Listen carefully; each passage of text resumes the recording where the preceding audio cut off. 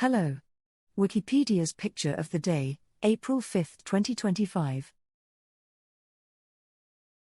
Today's video is about Nadar.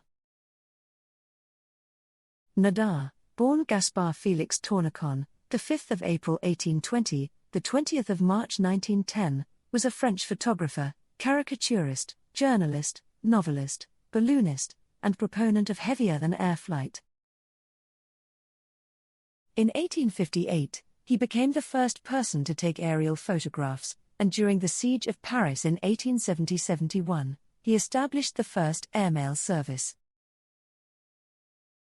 In 1863, Nadar commissioned the prominent balloonist Eugène Godard to construct an enormous balloon, 60 meters, 196 feet, high and with a capacity of 6,000 cubic meters, 210,000 cubic feet, named Le Géant, the Giant.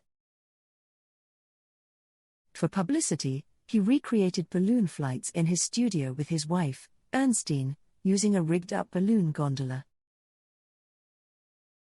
This self-portrait of Nadar in a balloon basket was taken circa 1863.